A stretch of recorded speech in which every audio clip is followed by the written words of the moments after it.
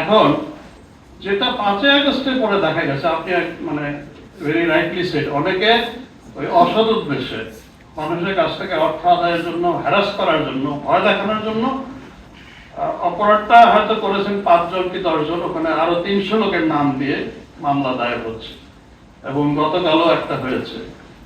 এটা আমি আপনাদের সকলকে নিশ্চিত করতে পারি আপনাদের মাধ্যমে, যে আমরা শুরু থেকে স্বরাষ্ট্র মন্ত্রণালয় বলেছেন, আমি নিজে বলেছি এবং পুলিশের সকল পর্যায়ের কর্মকর্তারা এই নির্দেশ পেয়েছেন যে নিরীহ লোককে যেন গ্রেফতার করা না হয়, নিরীহ লোককে যেন হয়রানি করা না হয়।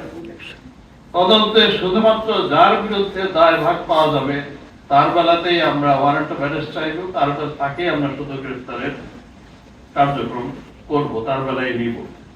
কিন্তু এই যে যেটাকে মিথ্যা মামলা বলছেন, মামলাটা মিথ্যা না, মামলাটা সত্যই, কিন্তু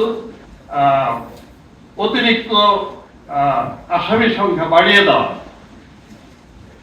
এই জায়গাটা আমরা বন্ধ করতে পারছি না। এটা আসলে আইনে আমাদের এই সীমাবদ্ধতাটা রয়েছে।